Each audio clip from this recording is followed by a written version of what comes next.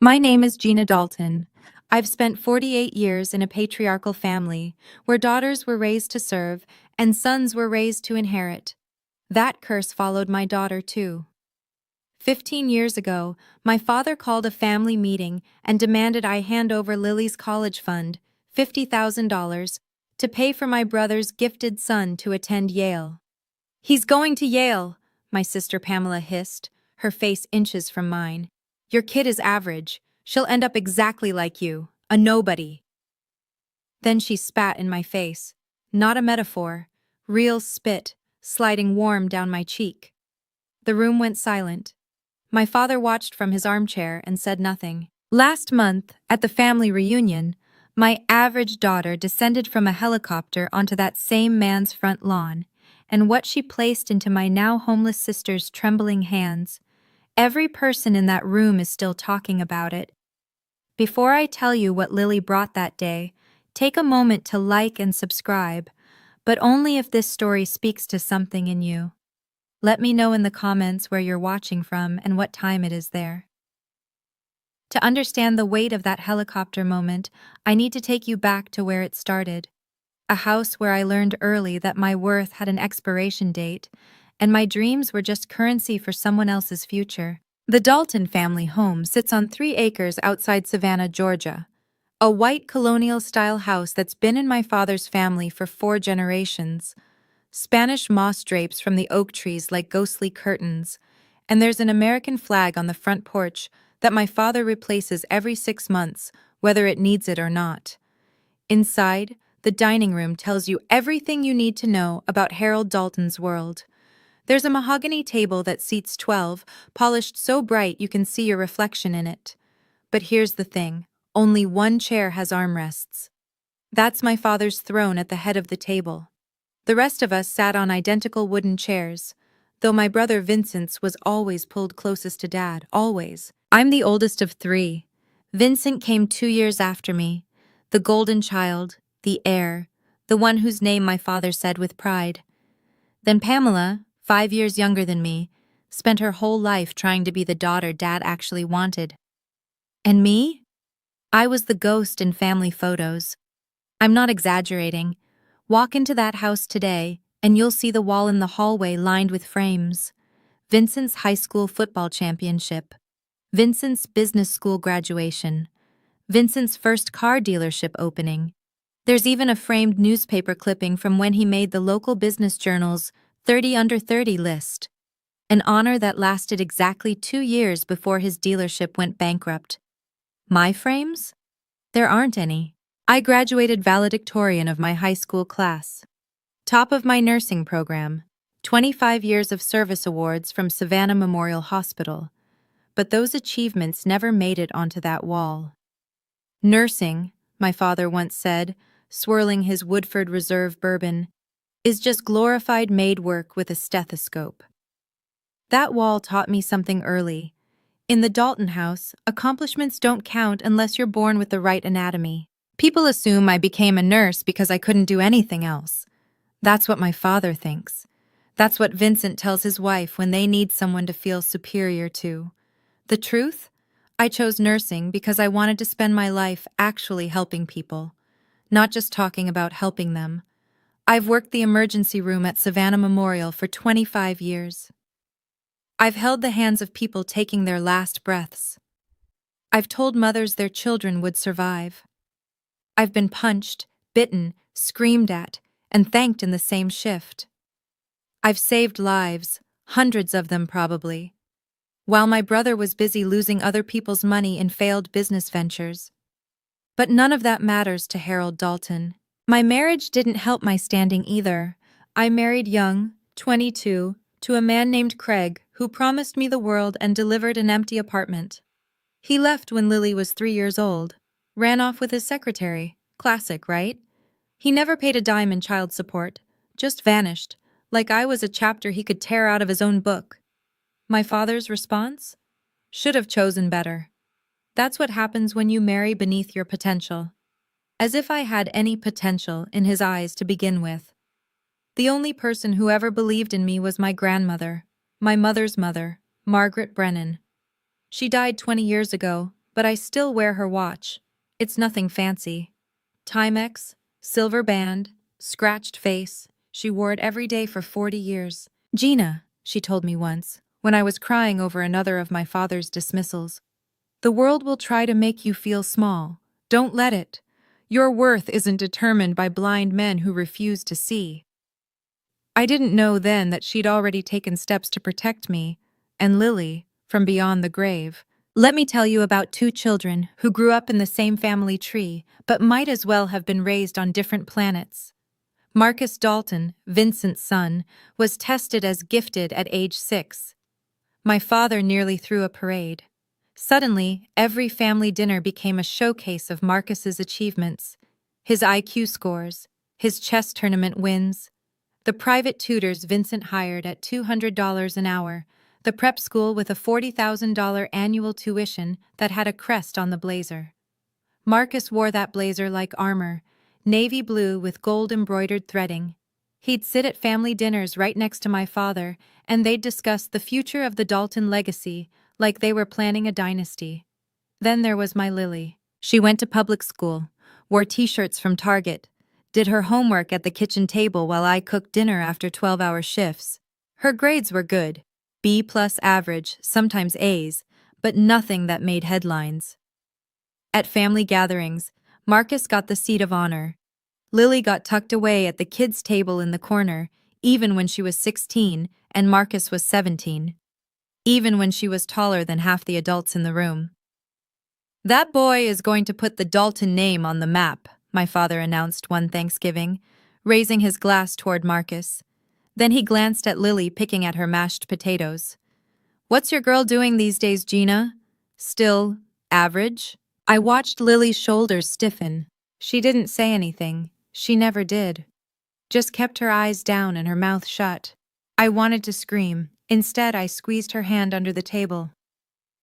Everything changed the spring Marcus turned 18, the day that cream-colored envelope arrived from Yale University. I still remember the phone call. Vincent's voice cracked like he was announcing the second coming. He got in. Marcus got into Yale. Full acceptance. Not waitlisted. Accepted. Within 2 hours, the whole family had gathered at my father's house. Someone brought champagne, Dom Perignon, the fancy stuff my father only opened for real occasions. And I mean real occasions, not birthdays, not anniversaries. He opened Dom Perignon when Vincent's first dealership got approved for a business license. He opened it when Marcus won the state chess championship at 14. He'd never opened it for anything I'd done. That night, I watched my 76-year-old father cry actual tears of joy as he embraced his grandson.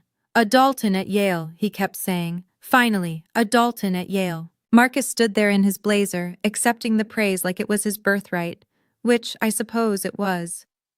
But here's the part nobody was talking about. Yale costs money. About $85,000 a year for tuition, room, board, and fees.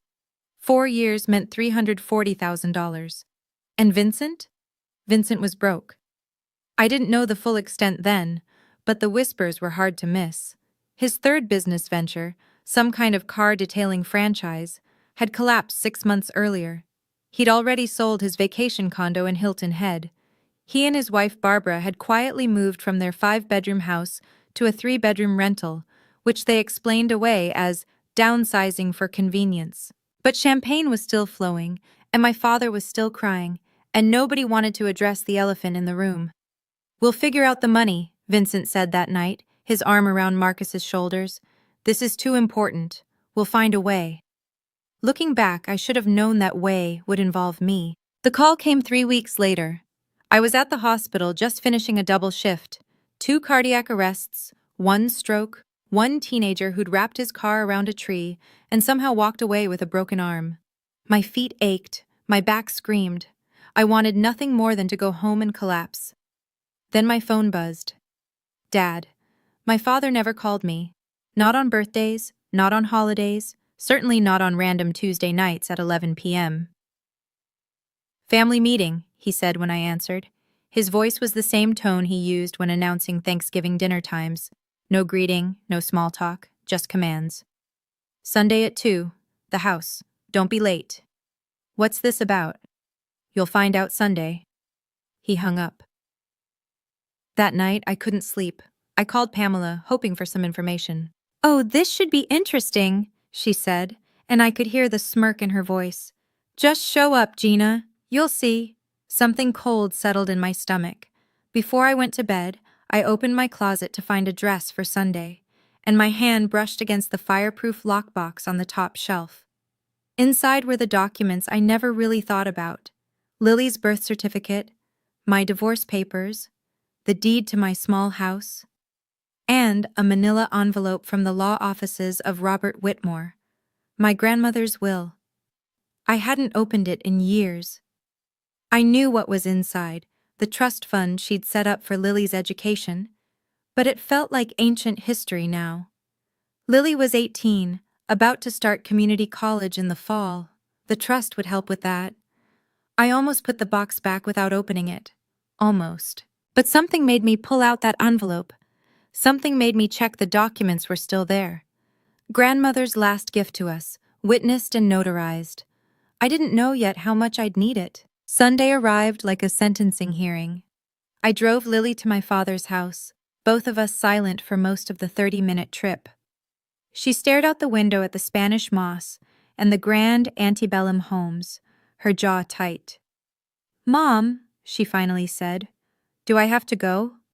Your grandfather specifically asked for you." "He's never specifically asked for me in my entire life." She wasn't wrong. The Dalton house was already full when we arrived. Vincent and Barbara sat on the leather Chesterfield sofa, looking uncomfortable. Marcus stood by the fireplace in a Yale t-shirt he'd already bought, though classes wouldn't start for months.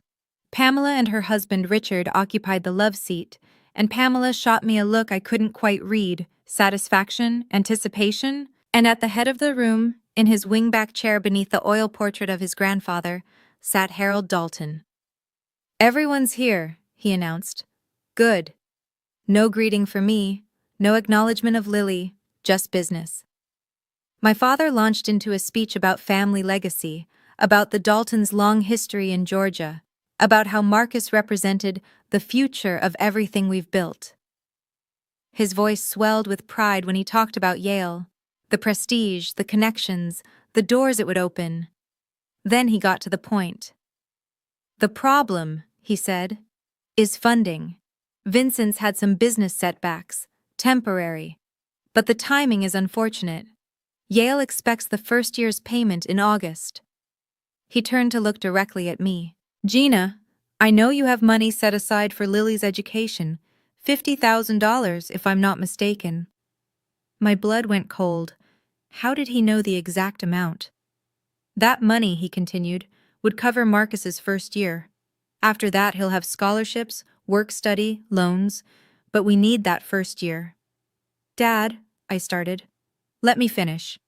His voice was iron. "Marcus is going to Yale. Your girl is going to community college.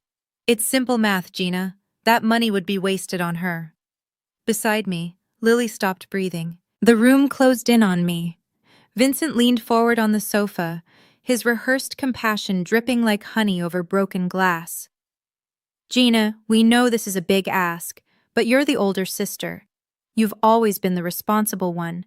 Marcus's future, the family's future, depends on this." "You've always been so practical," Barbara added, her pearl necklace catching the light. "Surely you understand that some opportunities can't be wasted." I looked at my father. "That money isn't mine to give. It belongs to Lily." "Lily." Harold said her name like it was a mild inconvenience. "Lily is going to community college. Maybe she'll transfer somewhere after 2 years. Maybe she'll get a job. Either way, she doesn't need $50,000 for that." "Marcus tested in the 99th percentile," Vincent pressed. "He's going to be a lawyer, maybe a senator someday. The connections he'll make at Yale."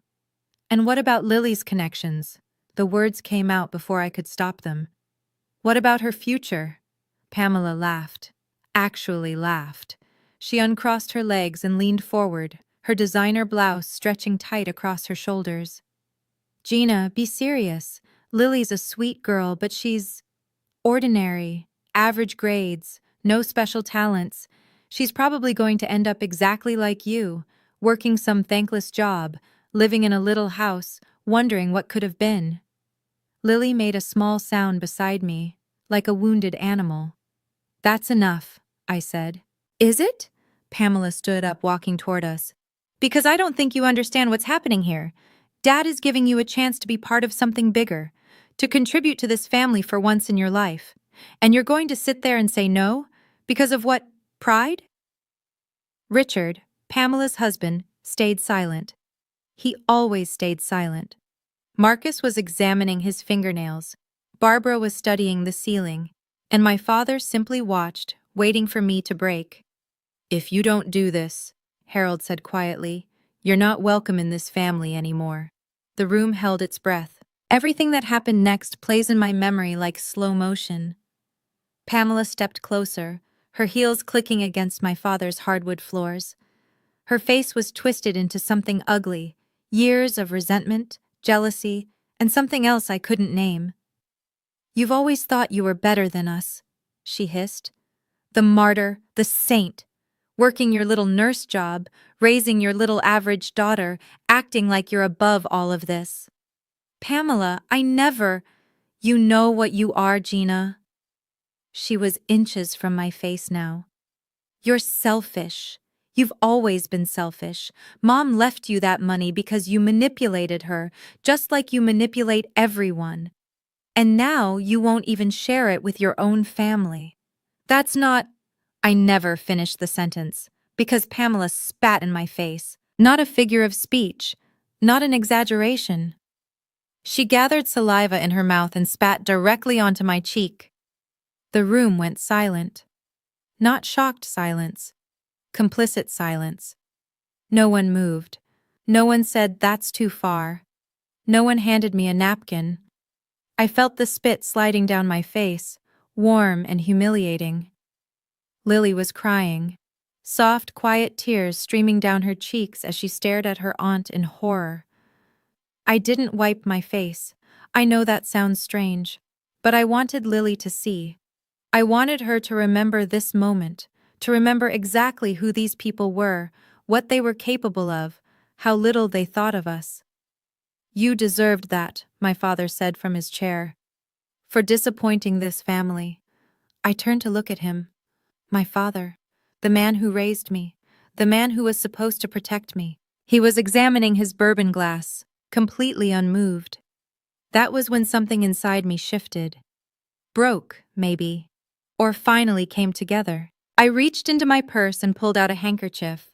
Slowly, deliberately, I wiped Pamela's spit from my face. I folded the cloth neatly and placed it on the coffee table. Then I stood up. That money, I said, and my voice didn't shake. I made sure of it. Doesn't belong to me, and it doesn't belong to you. My father's eyes narrowed. What are you talking about? I'm talking about Grandmother Margaret's will. The name hung in the air like a grenade. My mother's mother had never been Harold's favorite subject. Grandmother didn't leave me $50,000, Dad. She left it to Lily directly, in a trust, a legal trust, managed by an independent trustee at First National Bank. I don't have access to it. I can't withdraw it. I certainly can't give it to Marcus. Vincent was already sputtering. That's ridiculous. There must be a way to— There isn't. The trust is irrevocable. The only person who can access that money is Lily, and only for her own educational expenses. It was witnessed by Eleanor Brennan and notarized by the state of Georgia. Every document is on file with Robert Whitmore's law office. I turned to Lily and held out my hand. She took it, her fingers trembling. We're leaving now, I said. And I want to make something very clear. I looked at my father, at Vincent, at Barbara and her pearls, at Pamela, who was wiping her lips like she could erase what she'd done. Don't contact me again. Don't call. Don't write. Don't show up at my house. As of this moment, I have no family. My father's face went purple. If you walk out that door, I'm already gone. I walked out. Lily followed. Behind us, I heard shouting, but I didn't look back. I never looked back. The drive home was the quietest 30 minutes of my life. Lily stared out the window, tears still drying on her cheeks. I gripped the steering wheel so hard my knuckles turned white. Neither of us spoke until I pulled into our driveway. Our little 3-bedroom house with the creaky porch and the garden I never had time to tend. "Mom," Lily finally whispered, "are we ever going back?" I turned off the engine, sat there in the darkness of the car. "No, sweetheart, we're not." She nodded slowly, like she already knew. Like part of her had always known it would come to this. The years that followed were exactly what my father predicted, and nothing like it at all. There were no Christmas cards, no birthday calls, no invitations to weddings or graduations. When Pamela's daughter got married, I found out from a Facebook post. When my father had a minor heart attack, no one called. I became a ghost. We both did. Our little house felt bigger without the weight of their expectations. Quieter, too. I worked my shifts at the hospital. Lily finished high school. We had dinner together most nights, something we'd never done when I was constantly driving to family obligations, constantly trying to earn approval that would never come. "It's just us now," Lily said one night, setting the table with our mismatched plates from Goodwill. "Is that enough?" I looked at my daughter, 18 years old, average grades, no trust fund beyond grandmother's modest gift, no connections, no legacy. "It's more than enough," I said. And I meant it. Losing my family hurt. I won't pretend it didn't. But keeping my integrity, teaching my daughter that some prices are too high to pay, that was the only inheritance I could give her that truly mattered. Okay, I need to pause here for a second. If you've ever been the black sheep of your family, the one who was always overlooked or underestimated, drop a comment below. I'd love to know I'm not alone in this, and if this story is resonating with you, maybe hit that subscribe button? Only if you want to see how this all ends. Now, let me tell you what happened during those 15 years of silence. I'm going to be honest with you. Those first years weren't some inspiring montage of triumph over adversity. They were hard. Grandmother's trust covered Lily's tuition at the local community college, but just barely. There wasn't enough for a university, not the kind with dormitories and meal plans and study abroad programs. So Lily lived at home, took the bus to campus, and worked part-time at a coffee shop between classes. I picked up extra shifts whenever I could. Night shifts, holiday shifts, the ones nobody else wanted. I sold my Honda Accord and took the bus for 2 years until I could afford a used Toyota with 120,000 miles on it. I canceled the cable, stopped buying new clothes, learned that rice and beans could be made interesting with enough creativity. Sometimes, late at night after a brutal ER shift, I wondered if I'd made the wrong choice. What if I'd given them the money? What if Lily had gone to community college anyway, and I'd kept my family? What if being loved, even conditionally, was better than being right? But then I'd remember the spit sliding down my cheek, the silence in that room, my father's face as he watched and did nothing. And I'd remember why. Lily never complained, not once. She studied at our kitchen table, the same table where she'd done homework since she was 6. She transferred to the state university after 2 years, commuting an hour each way because it was cheaper than housing. "Mom," she told me once, exhausted after an 8-hour shift at the coffee shop followed by a night class, "I'm going to make something of myself, not to prove them wrong, just to prove myself right." I believed her, I always had, but I had no idea what something would turn out to be. News from the Dalton family reached me the way gossip always does, through people who couldn't help but share. Eleanor Brennan, my grandmother's oldest friend and the witness to her will, stopped by my house every few months. She was in her 70s now, still sharp as a tack, and she had a network of old church ladies who knew everything about everyone in Savannah. "Marcus dropped out of Yale," she told me over tea one autumn afternoon, about 5 years after that family meeting. I set down my cup. "What?" Couldn't handle it, apparently. The pressure, the workload. Who knows? Vincent's been telling people he's taking a gap year to find himself. Eleanor's voice dripped with the particular satisfaction of someone who'd seen this coming. That gap year is now 3 years long. I didn't feel happy about it. Not exactly. But I didn't feel sad either. And Vincent? Sold another house. Third one, I think. Barbara's been spotted at consignment shops. Eleanor shook her head. That boy never learned how to hold on to money, just learned how to spend it. What about Pamela? Eleanor's expression shifted. Something like pity crossed her face. Richard left her, took everything, the house, the savings, even the dog. She's been couch surfing with friends last I heard. I should have felt vindicated. Part of me did, but mostly I just felt tired. Your father still thinks Marcus will find his path, Eleanor added. He's been saying that for years now. Every time I see him at the pharmacy, he talks about Marcus like he's about to cure cancer. And me? Does he ever mention me? Eleanor hesitated. That hesitation told me everything. No, Gina, he doesn't. I nodded. It hurt less than I expected. While the Dalton empire quietly crumbled, something else was quietly being built. Lily graduated from State University with a 3.5 GPA.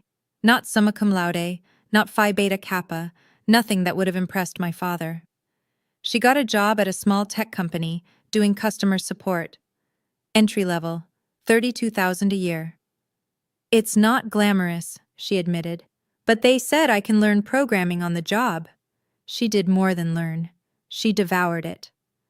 I'd come home from late shifts and find her hunched over her laptop at 2 a.m, lines of code scrolling across the screen. She'd converted her bedroom into a workspace, walls covered with post-it notes about something called algorithms and sustainable energy grids. I didn't understand any of it. There's this hackathon next month, she told me one night, barely looking up from her screen. Teams compete to build apps that solve environmental problems. Winner gets seed money from a venture capital firm. Are you going to enter? She finally looked at me. There was something in her eyes I hadn't seen before, a fierce, quiet determination. I already did, Mom. I built an app that tracks carbon footprints for small businesses, shows them exactly where they're wasting energy and how to fix it. Did you win? No, she smiled. But one of the investors asked for my card, said he wants to keep an eye on me. I didn't know what that meant, not then. But I remember thinking that my daughter, average Lily, Target t-shirt Lily, community college Lily, had a fire in her I'd never seen in Marcus, despite all his IQ points and private tutors. Mom, she said, turning back to her laptop, I'm not smart like Marcus, but I work harder than anyone I know. That has to count for something, right? Sweetheart, I said, smart without work ethic is just wasted potential. You have both. I realize now I should tell you the full story of Grandmother Margaret's gift, because it wasn't just money, it was a message. Margaret Brennan had been a school teacher for 40 years. She never made more than $35,000 a year in her life. She drove the same Ford Taurus for 20 years. She clipped coupons. She made her own clothes. And somehow, through decades of discipline and compound interest, she amassed $80,000. Her will, drafted by Robert Whitmore and witnessed by Eleanor Brennan, was specific. Almost prophetically specific. $50,000 went into an irrevocable educational trust for Lily. The trustee was First National Bank, not me, not anyone in the family. The funds could only be released for tuition, books, and educational expenses, verified by receipts. No one could touch it, not Harold, not Vincent, not even me. The remaining $30,000 went into a separate emergency fund, also for Lily, to be released when she turned 25. But the part that still makes me cry was handwritten in my grandmother's shaky script at the bottom of the will. To my granddaughter Lily Dalton, the only quiet kindness in a family that forgot how to be kind. I leave this trust, to be used solely for her education and future. May it give you what they never did, a chance. My grandmother had seen it all coming. The favoritism, the dismissal, the way my father would always choose sons over daughters, gold over steady, flash over substance. She protected Lily before Lily even knew she needed protecting. Eleanor confirmed all of this when I finally asked, years later. Your grandmother rewrote that will 3 times, she told me, making sure it was airtight, making sure Harold couldn't get his hands on a single penny. Some angels don't have wings. Some angels have notarized documents. The phone call came 5 years before present day. I was getting ready for a night shift when my cell buzzed with Lily's name. Mom. Her voice was strange, shaky but bright. Something happened. My nurse instincts kicked in. Are you hurt? Are you okay? I'm okay. I'm more than okay. She took a deep breath. Do you remember that investor from the hackathon? The one who kept an eye on me? Vaguely. He just offered me $500,000. I sat down on my bed. I'm sorry, what? It took an hour for Lily to explain it all. The pitch meetings, the business plan, the prototype she'd built on nights and weekends while working her day job. The app she'd created had evolved into a comprehensive energy management platform for businesses. One investor saw the potential, then another, then a venture capital firm called Greenlight Partners. They want me to quit my job and do this full time, Lily said. They're calling the company GreenPath Technologies. They think it could be big, Mom, really big. I didn't know what to say. My daughter, the average one, the overlooked one, was being handed $500,000 to chase a dream I barely understood. What do you think? She asked, suddenly sounding like my little girl again. I think your grandmother would be proud. GreenPath's first 3 years were brutal. Lily worked 18-hour days. The company nearly folded twice, once when a key engineer quit, once when a promised contract fell through at the last minute. She lived in a studio apartment and drove the same old Honda Civic I'd given her when she graduated. But she never gave up. Year 4, GreenPath signed a deal with a major supermarket chain to retrofit all their stores with energy-efficient systems. That deal was worth $47 million. The invitation arrived in a cream-colored envelope with my father's address embossed on the back. Heavy cardstock, formal font, the kind of stationery that costs more than my grocery budget. You are cordially invited to the Dalton family reunion. Saturday, October 15th, 2:00 p.m. I stared at it for a full minute before I realized my hands were shaking. 15 years. 15 years of silence, and now this. An engraved invitation like nothing had ever happened. Like they hadn't spat in my face and cut me out like a tumor. I called Eleanor immediately. Did you get one too? I did. Harold's been having health problems, heart, mostly. Word is he wants to make amends before it's too late. She paused. I think his version of amends is getting everyone in the same room and pretending the last decade and a half was just a misunderstanding. I'm not going. I don't blame you. But 2 days later, Lily called me.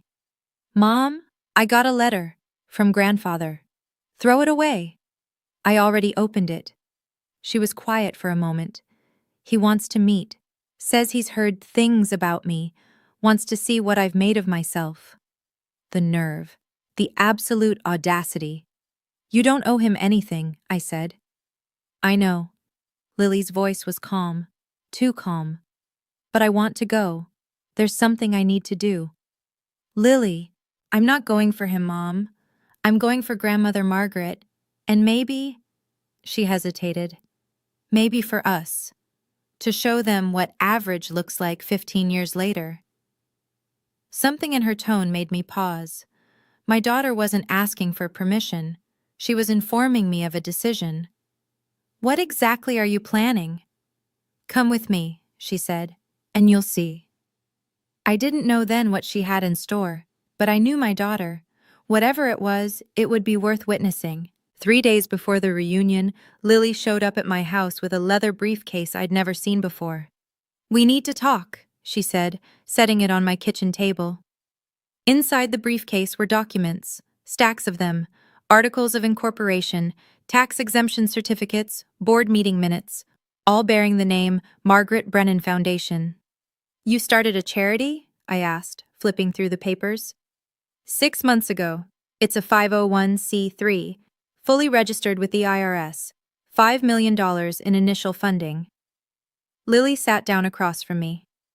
We provide scholarships and vocational training for women in difficult circumstances, single mothers, domestic abuse survivors, women who've lost everything and need a second chance. My throat tightened. You named it after grandmother. She gave me a chance when no one else did.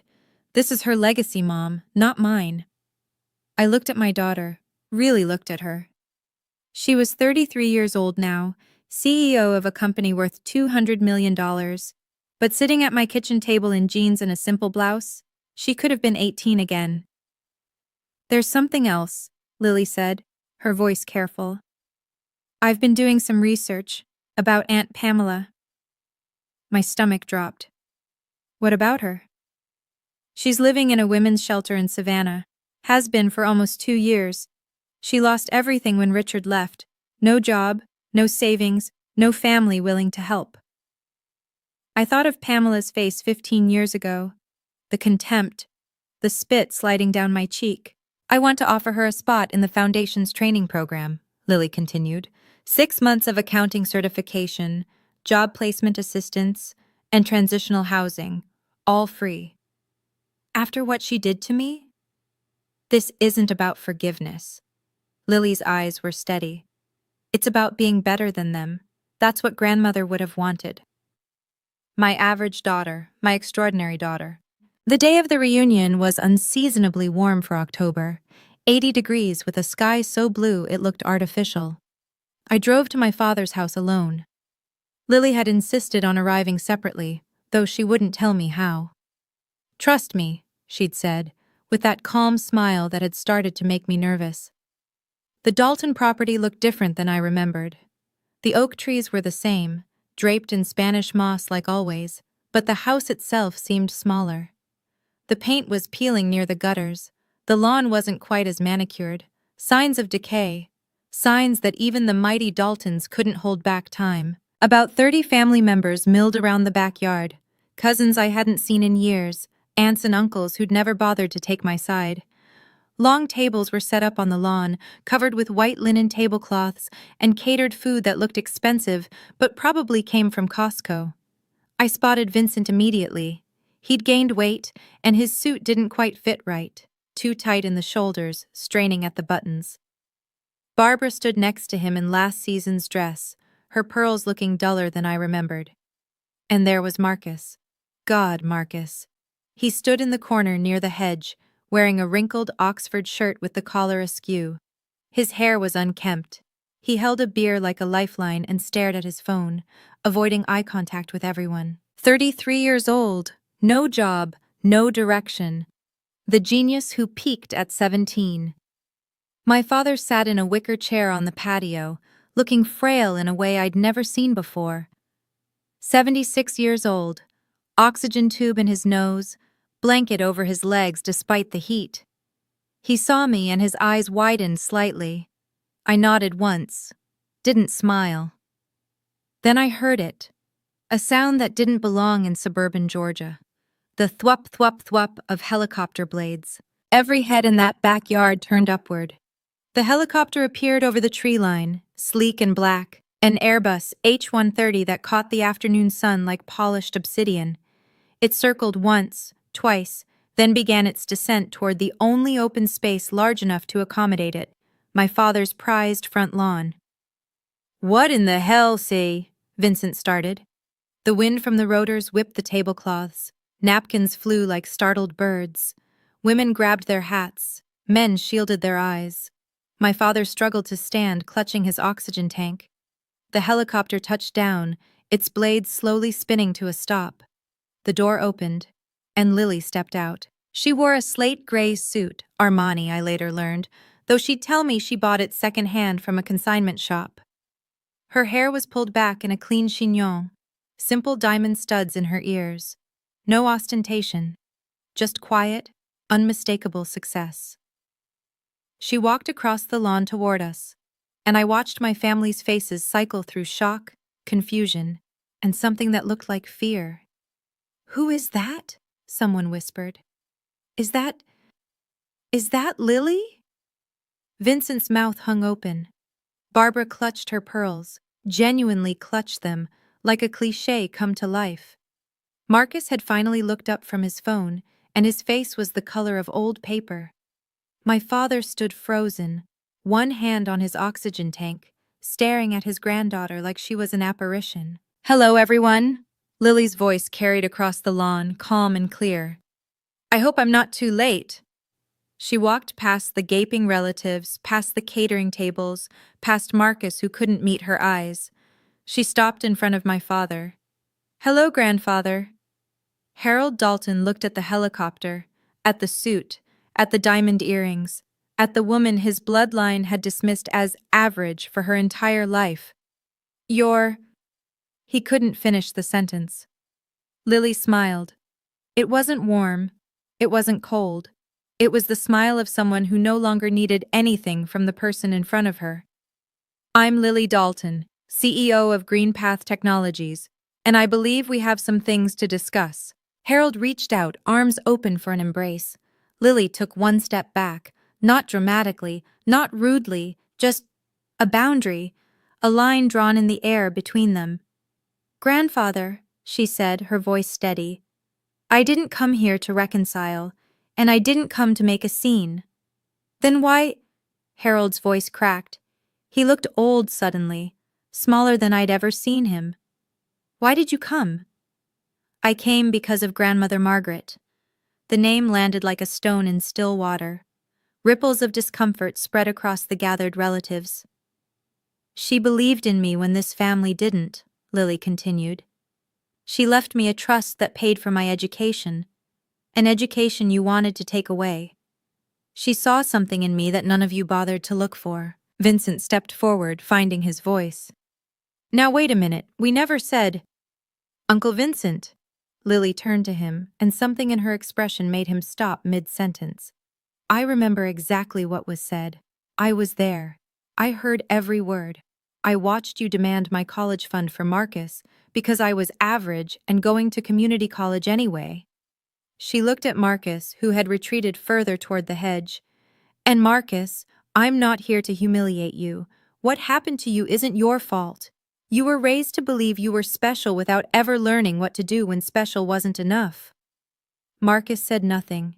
His beer trembled in his hand. Lily turned back to Harold. "Grandfather, you called me average 15 years ago. And you were right. I am average. I don't have Marcus's IQ. I wasn't a prodigy. I was just a girl who worked hard, failed often, and got back up every single time." She paused.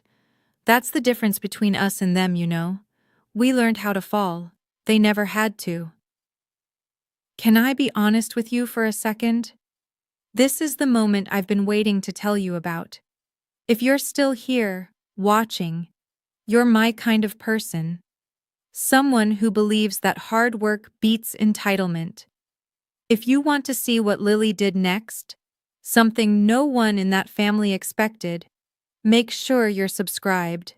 Trust me, you don't want to miss this." Lily walked toward Marcus. He flinched like she might hit him. I almost felt sorry for him, almost. Then I remembered how he'd sat in his Yale t-shirt that day, examining his fingernails while his aunt spat in my face. "Marcus." Lily stopped a few feet away, giving him space. "I heard you've had a difficult few years." His jaw tightened. "I don't need your pity." "Good. Because I'm not offering any." The backyard was silent now, 30 relatives watching like spectators at a car crash. "I'm offering you an opportunity," Lily continued.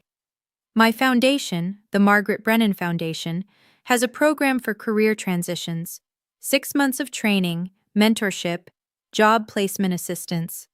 It's designed for people who need a fresh start." Marcus's face cycled through emotions, confusion, anger, and something that might have been hope before he smothered it. "You want me to go to some charity program?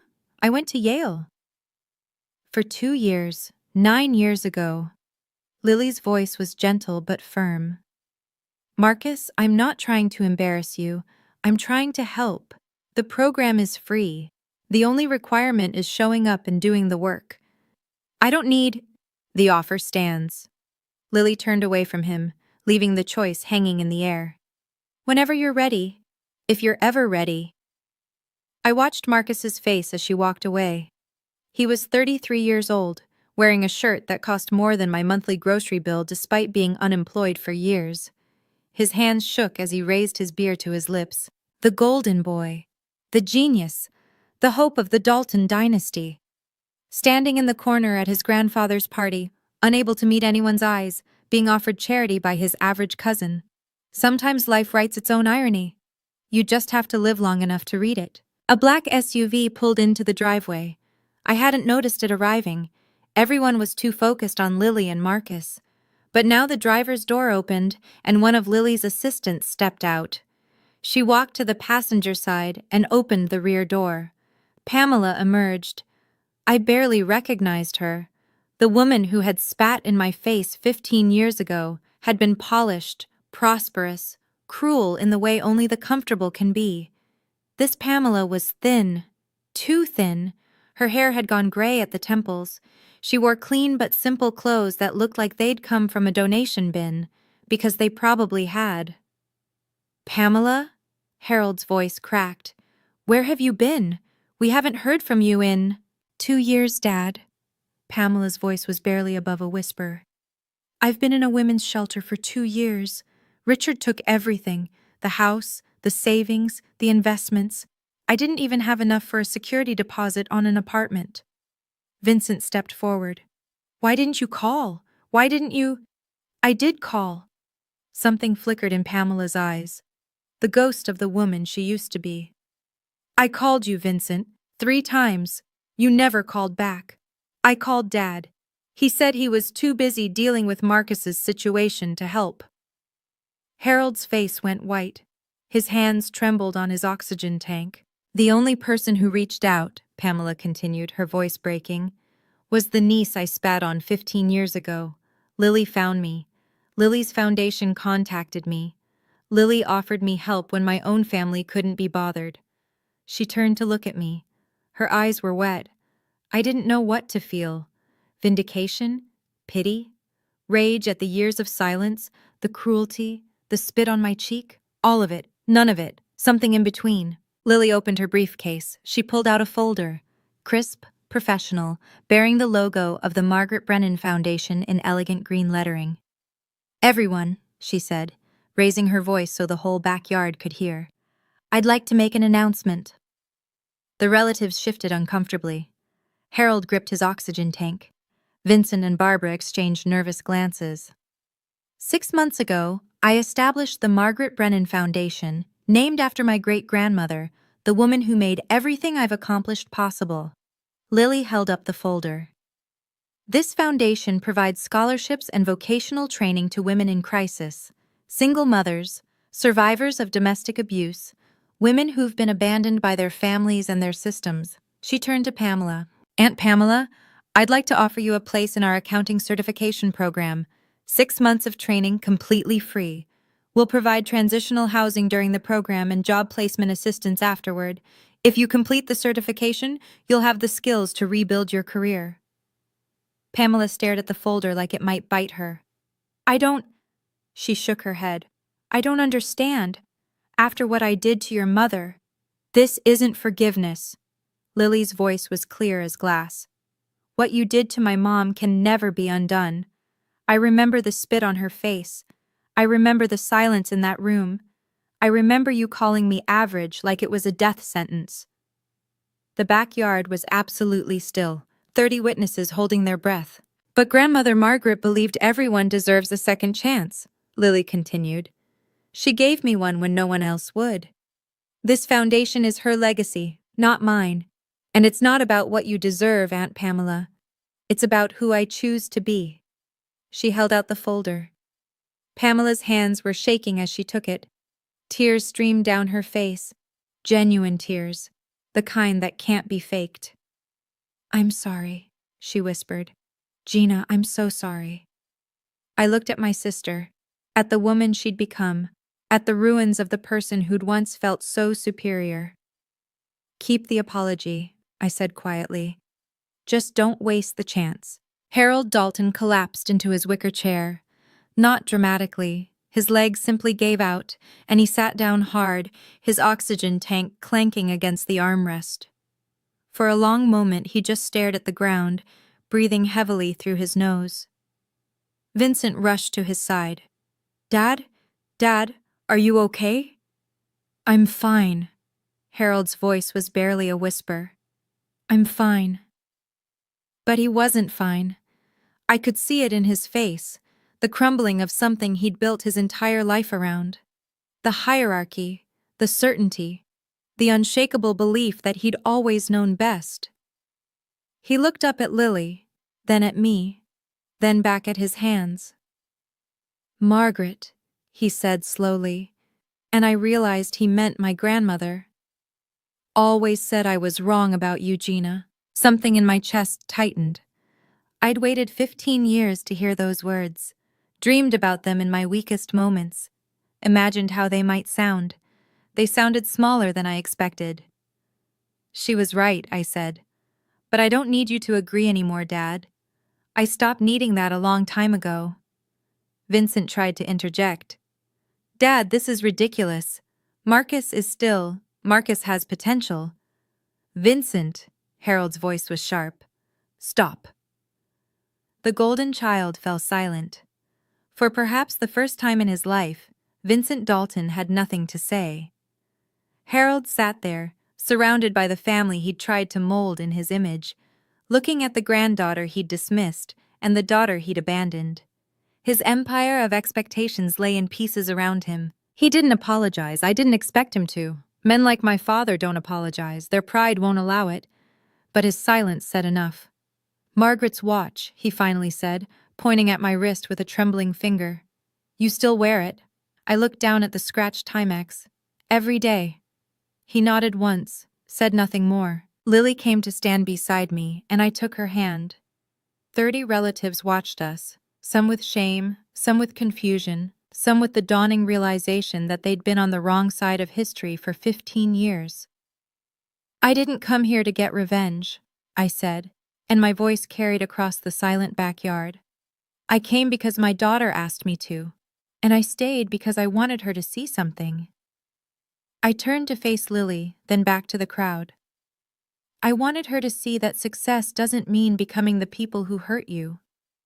It doesn't mean rubbing their faces in their mistakes or making them feel as small as they once made you feel. Pamela clutched her folder to her chest, tears still streaming. Marcus had retreated so far into the hedge, he was practically part of it. Vincent and Barbara stood frozen like statues in last season's clothes. My daughter built a company worth $200 million, I continued. She could have bought this entire property and evicted everyone on it. She could have sent lawyers, made threats, taken what she wanted. I looked at Lily, and my heart swelled with something that had nothing to do with money, or helicopters, or business success. Instead, she started a foundation. She named it after the woman who believed in us, and she offered help to the people who hurt us, not because they deserved it, but because that's who she is. I squeezed my daughter's hand. I used to think family meant taking whatever they dish out. I was wrong. Family is who shows up for you, not who shares your blood, and the blood we share doesn't obligate us to accept abuse. I turned toward the helicopter. Goodbye, everyone. I don't expect we'll meet again. That was 6 months ago. Let me tell you what happened after. Pamela completed the accounting certification program. She graduated third in her class. Turns out, when you strip away the cruelty and the entitlement, there was a capable person buried underneath. She works as a bookkeeper now for a small firm in Atlanta. We're not close. I don't think we ever will be, but she sends Lily a card every Christmas. Thank you for the second chance I didn't deserve. Marcus never took Lily up on her offer. He's still living with his parents. Vincent and Barbara moved into Harold's house after selling their last property. From what Eleanor tells me, he spends most of his time gaming and complaining about how the system is rigged against smart people. Some people can only learn lessons they're willing to hear. Vincent declared bankruptcy last year. The family home is mortgaged to the hilt, And there's talk of selling it to pay medical bills. The Dalton dynasty, 4 generations in the making, will end with assisted living payments and arguments about who gets the furniture. My father never apologized. Not that day, not since. Eleanor says he still talks about Marcus sometimes, still believes the boy will find his path. Some delusions are too comfortable to surrender. But he stopped talking about me entirely. And strangely, that feels like enough. As for Lily and me, she bought me a house last year. Nothing extravagant. 3 bedrooms, a garden I actually have time to tend now that I've retired early, a porch with a swing where I drink my coffee every morning. "Mom," she said when she gave me the keys, "you gave me everything. Let me give you something back." On the wall of my new living room, there's only one photograph. 2 women, mother and daughter, average and extraordinary, we're both smiling. These days, my life is quieter than it's ever been. I wake up without an alarm, something I couldn't do for 25 years of nursing shifts. I tend my garden, where tomatoes and basil grow alongside flowers I don't know the names of. I read books I never had time for. I volunteer at the hospital twice a week, not because I need to, but because I want to.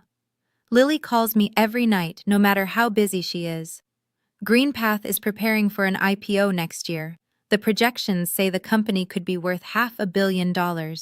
My daughter, the CEO. My daughter, the one they said would never amount to anything. But here's what I want you to understand. The money isn't what matters. Last month, Eleanor Brennan passed away peacefully in her sleep. She was 92. At her funeral, I found a letter she'd written for me years ago, tucked into her will. Inside was another letter, this one in my grandmother's handwriting, dated 3 months before she died. "My dear Gina," it read, "by the time you read this, I will be gone, and I hope you will have proven everyone wrong, including yourself. Your father sees the world through a lens I cannot change. He was raised to believe that women are supporting characters in men's stories. That is his tragedy, not yours. You are the heroine of your own story. So is Lily. Never let anyone convince you otherwise. All my love, always. Grandmother Margaret." I sat in my garden and cried for an hour. Not sad tears, grateful ones. My grandmother believed in me when no one else did. She protected my daughter before my daughter even existed. And somehow, across the barrier of death, she found a way to tell me one more time. I was enough. I always had been. So what's the lesson here? I've thought about it a lot, and I think it's this. You cannot make people see your value. You can only live it. For years, I tried to earn my father's approval. I excelled in school. I built a career. I raised a daughter alone. None of it mattered to him, not because my achievements weren't real, but because his vision was broken. He couldn't see what he'd decided not to look for. I wasted so much energy trying to prove myself to someone incapable of being convinced. If you're watching this, if you've been the overlooked one, the average one, the child who never quite fit the mold your family wanted, I want you to know something. Their blindness is not your failure. Your worth is not determined by people who refuse to see it. It never was. Some people will only value you when you no longer need their validation, and by then, their opinion won't matter anyway. Set your boundaries, protect your peace, walk away from tables where you're not welcome, and build your own table instead. You don't have to prove them wrong. You just have to prove yourself right, to yourself. My grandmother knew that. Lily learned it. I'm still learning it, every day, in my garden with my coffee and my scratched Timex watch. Some apologies never come. Some families never change. Some golden children never learn to fail, and some fathers never learn to see. But you can learn to let that be their loss, not yours. Lily landed a helicopter on my father's lawn last month. But the real victory wasn't the helicopter or the company or the money. The real victory was knowing, finally, completely, irrevocably, that we had never needed them at all. We just needed us. Before I go, I want to share something a therapist once told me about my father. "Harold isn't a monster," she said. "He's a product. He was raised in a generation that taught men their worth came from legacy, from sons, from inheritance, from family names on buildings. Daughters were investments in other families. Sons were investments in yourself. She helped me understand that my father's cruelty wasn't personal. It was programming. 3 generations of Southern patriarchy, distilled into one man who genuinely believed he was doing what was right for the family. That understanding doesn't excuse what he did. It doesn't erase the spit on my face or the years of silence or the way he looked at Lily like she was nothing, but it explains it. An explanation helped me let go of the anger that was eating me alive. My father will die believing he was right. Marcus will probably spend his life blaming everyone else. Vincent will keep chasing the success that always slips away. That's their story. It doesn't have to be mine. If you're holding on to rage at someone who hurt you, a parent, a sibling, a family that failed you, I want you to know you're allowed to let that go. Not for them, for you. Carrying someone else's poison doesn't punish them. It only burns you. That's my story. If it touched something in you, I'd love to hear yours. Drop a comment below, or just hit like if you're not ready to share yet. Either way, you matter. You always did. And if you want more stories like this, check the description for others that might resonate with you. Thank you for listening. Really. My name is Gina Dalton. I was the wrong child in a family that only valued sons, and I turned out just fine.